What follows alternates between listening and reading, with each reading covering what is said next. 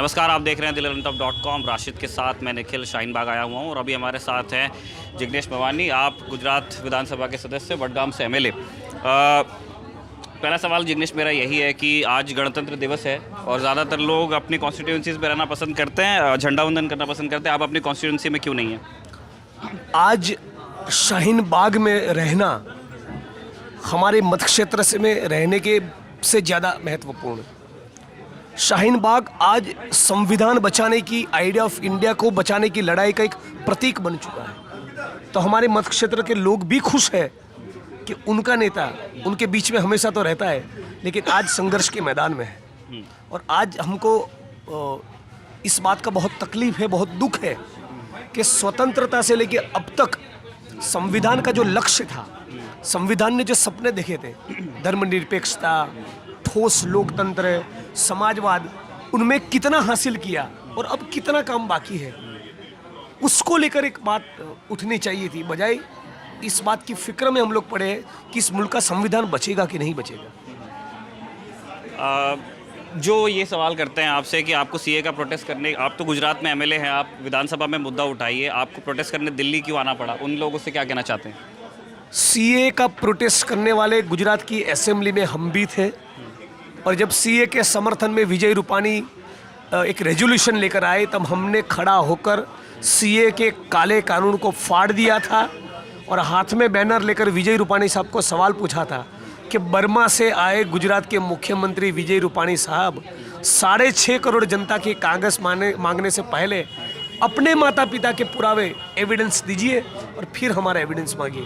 तो वहाँ पर भी बोले थे, अहमदाबाद में भी प्रोटेस्ट किया, पूरे देश में जाकर लड़ रहे, शाहीन बाग में भी है। जिग्नेश, आप एमएलए हैं, आपने संविधान की शपथ ली है और आप अभी पार्लियामेंट्री डेमोक्रेसी का एकदम स्थायी हिस्सा है। सीए का जिस तरह से विरोध चल रहा है विधानसभाओं के अंदर और बाहर, उस पर मेरा प्रश्न है कि केरल विधानसभा और पंजाब विधानसभा ने प्रपोजल पास किया है, प्रस्ताव पास किया है कि वो सीए के खिलाफ हैं और वो एनपीआर लागू नहीं करना चाहते हैं। केरल तो सुप्रीम कोर्ट में भी गया है। आप और इनको और इन विधानसभाओं के कॉम्पिटेंस को बहुत क्वेश्चन किया गया है कि क्या वो मना कर सकती हैं केंद्र का लाया कोई कानून लागू करने में, जो कि नागरिकता पर कानून है। तो आप इस विरोध को कैसे देखते हैं एक एमएलए के तौर पे? देखिए, वो बहुत टेक्निकल सवाल है कि इस प्रकार से केंद्र के बनाए कानून को स्टेट की गवर्नमेंट पारित ना करे, लागू ना करे, तो यह क्या ये कोई टेक्निकल उसमें एक समस्या खड़ी होगी, नहीं होगी? ये कॉन्स्टिट्यूशनल है, नहीं है? लेकिन जो लोग इस बात को बहुत अच्छे से रेखांकित कर रहे हैं कि 3 लिस्ट है हमारे यहाँ, सेंट्रल लिस्ट का हिस्सा नागरिकता है, नागरिकता पे लेजिस्लेशन हो गया है और राष्ट्रपति के दस्तखत आ गए हैं। डेमोक्रेटिक प्रोसेस के चलते सरकार चुनाव जीतकर सत्ता पे आए और फिर अनडेमोक्रेटिक काला कानून, अनकॉन्स्टिट्यूशनल लॉ पारित करे, तो उस सरकार के खिलाफ डेमोक्रेटिकली लड़ना पड़ेगा, विरोध दिखाना पड़ेगा। ये जो असेंबलीज, केरल की असेंबलीज और दूसरी असेंबलीज इस कानून को लागू नहीं करने का रेजोल्यूशन लेकर आई है, वो एक तरीके से उनका एक वे ऑफ प्रोटेस्ट है, एक विरोध प्रदर्शित करने का तरीका है। सीए के विरोध को दलितों का विरोध बताया गया है और अभी अभी यहाँ पे आपने कहा कि सरकार ने जिस तरह काम किया वो अनडेमोक्रेटिक है। क्या इसी शब्दावली का आप समर्थन करते हैं कि सरकार अनडेमोक्रेटिक काम कर रही है? और जो आप लोग और सीए के विरोध पे जो चार्ज वो लगा रहे हैं कि ये दलित विरोधी है, क्या आप मानते हैं? क्यों कहना ये है कि ये कानून बन गया है और उसका कानून का विरोध हो रहा है? कह रहे हैं ना कि भाई हिंदू, पारसी, बुद्धिस्ट, जैन, सिख, ईसाई, इनको नागरिकता देंगे, तो मानो सब दलित को मिल रहा है। उस प्रकार का पोर्ट्रे क्यों कर रहे हैं? मूर्ख बना रहे हैं। इतनी देर से एक्टिव क्यों हुए हैं आप प्रोटेस्ट में? इतनी देर से गुजरात में एक्टिव थे, हमारे मत क्षेत्र के लोग एक्टिव थे। सीए प्रोटेस्ट में जब मैं मंच पे आपको देख रहा था तो आपने सारे नारे लगाए। दलित भूमिका को आप प्रोटेस्ट में कैसे देखते हैं और क्या मतलब जिसको कहते हैं वे फॉरवर्ड कि सीए के खिलाफ सबसे ज़्यादा जिन लोगों को दिक्कत होगी वो इस देश के जो भूमिहीन और स्लम्स में बसने वाले गरीब गुरबा है, उनको होगी। तो वो कौन है? या तो दलित है, पिछड़े है, अति पिछड़े है, आदिवासी है, घुमंतु है। तो ये केवल कोई मुस्लिम कम्युनिटी का सवाल नहीं है। आपको और हमको भी हमारी नागरिकता सिद्ध करनी है। जब आपको और हमको नागरिकता सिद्ध करनी है तो सबको दिखाना पड़ेगा कागज़। जब आपको हमको भी कागज़ दिखाना है तो जो घुमंतु है, नोमैड्स, डीनोटिफाइड ट्राइब्स, वो कहाँ से लाएंगे? जिनके आशियाने उजड़ गए फ्लड्स में, भूकंप में, वो कहाँ से कागज़ लाएंगे?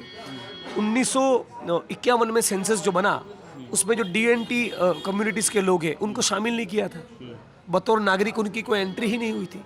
1971 में क्रिमिनल ट्राइब्स एक्ट बना जिसमें अंग्रेज सल्तनत ने, ब्रिटिश गवर्नमेंट ने डिटेंशन सेंटर खड़े किए थे और उसमें ठोस दिया था नोमैड्स और डीनोटिफाइड ट्राइब्स के लोगों को। उनको नेहरू ने रिलीज़ किया 1952 में। उनके पास भी कागज़ नहीं है। हमारे सेंसस ने क्लासिफाइड किया है लाखों उन लोगों को जो एनिमिस्टिक है, प्रकृति की पूजा करते हैं, न राम में मानते हैं, न रहीम में मानते हैं, न मंदिर जाते हैं, न मस्जिद जाते हैं। तो उनका क्या? तो मामला केवल कोई हिंदू बनाम मुस्लिम का नहीं, भाजपा बनाम पूरे भारत का है। लाखों करोड़ों गरीब लोगों के पास वो इस मुल्क के नागरिक है, ये सिद्ध करने के आधार नहीं।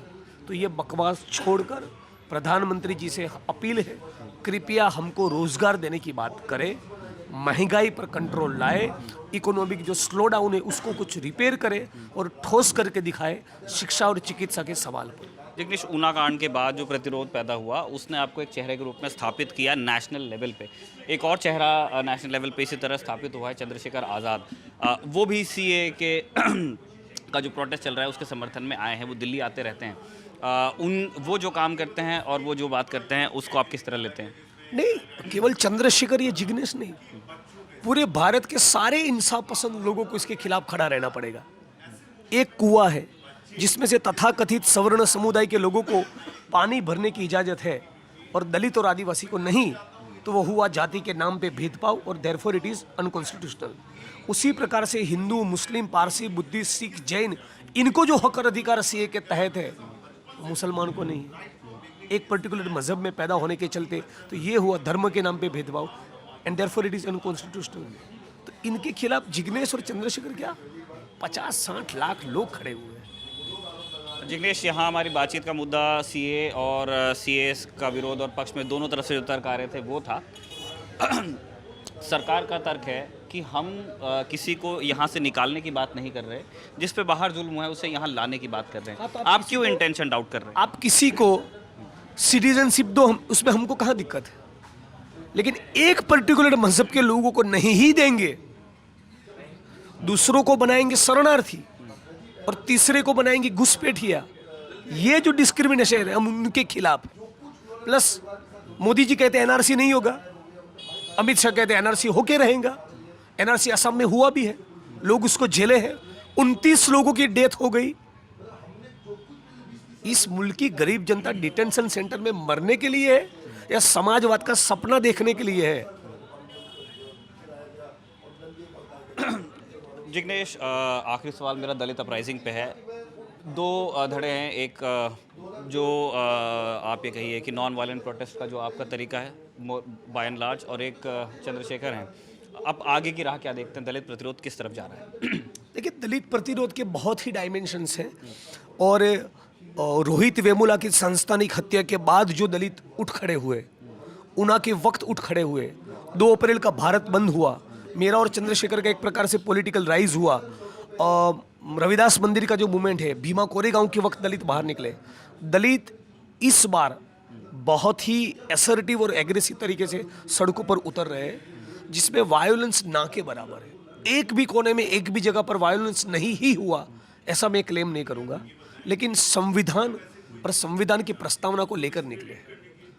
जिग्नेश, जो लोग ये कहते हैं कि ये बातें करने में तो बहुत अच्छी लगती है लेकिन ये पॉलिटिकल अरिथमेटिक को फिट बैठती नहीं है, इससे आप इलेक्शन जीत नहीं सकते, आप कैसे रिस्पॉन्ड करते हैं चार्ज को? हाँ, तो तिल लेने गया ना। Why should everything be there for election? हम संघर्ष करते करते विधायक बने हैं, विधायक बनने के लिए आंदोलन नहीं किए।